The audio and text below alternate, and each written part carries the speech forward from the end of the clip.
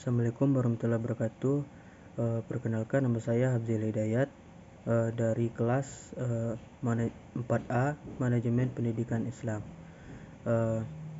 Di sini saya akan menjelaskan lemahnya kemampuan berpikir kritis siswa dalam pembelajaran. Seiring dengan perkembangan zaman, kemajuan teknologi yang semakin pesat menuntut pendidikan untuk terus berkembang dan dapat menghasilkan sumber daya manusia yang berkualitas tinggi, yang mampu berpikir kritis, kreatif, sistematis, dan mampu dalam memecahkan masalah. Kemampuan berpikir kritis sangatlah penting dimiliki oleh siswa, karena berpikir kritis dapat digunakan untuk memecahkan masalah dan sebagai pertimbangan dalam pengambilan keputusan yang benar. Berpikir kritis ini merupakan sebuah proses bertujuan untuk membuat keputusan yang masuk akal tentang apa yang dipercaya dan apa yang dilakukan.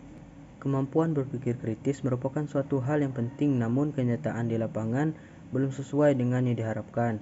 Kemampuan berpikir kritis siswa di SMP di Indonesia masih tergolong rendah. Hal tersebut berdasarkan studi 4 tahun internasional, yaitu Trend in International Mathematics and Science Study, yang dilakukan pada siswa SMP dengan karakteristik soal-soal level kognitif tinggi yang dapat mengukur kemampuan berpikir kritis siswa, menunjukkan bahwa siswa-siswa Indonesia secara konsisten terpuruk di peringkat bawah. Keberhasilan siswa dalam pembelajaran tidak hanya dipengaruhi dari kemampuan siswa sendiri, namun didukung oleh faktor guru dan model pembelajaran yang digunakan di dalam kelas.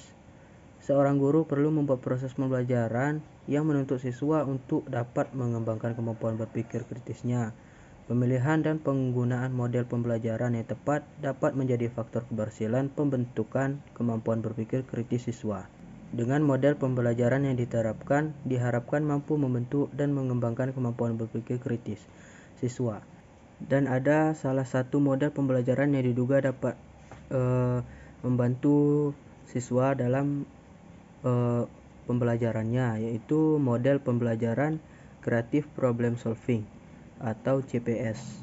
Merupakan suatu model pembelajaran yang melakukan pemusatan pada pengajaran dan keterampilan pemecahan masalah yang diikuti dengan penguatan keterampilan.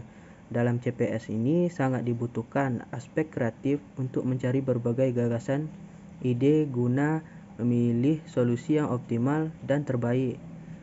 Sementara untuk mendapatkan solusi yang diharapkan tersebut dibutuhkan adanya kemampuan berpikir kritis.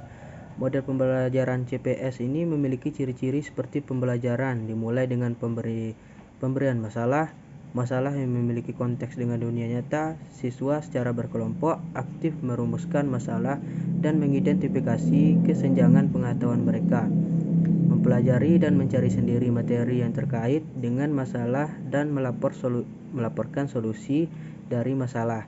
Dengan demikian, dengan model CPS, guru tidak menyajikan konsep pembelajaran dalam bentuk yang sudah jadi, namun melalui kegiatan pemecahan masalah siswa diarahkan untuk menemukan konsep sendiri.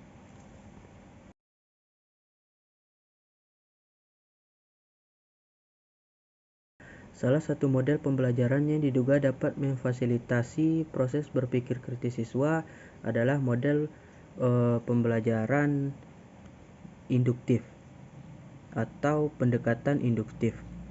Metode induktif ini dimulai dengan pemberian berbagai kasus, fakta, contoh, atau sebab yang mencerminkan suatu konsep atau prinsip.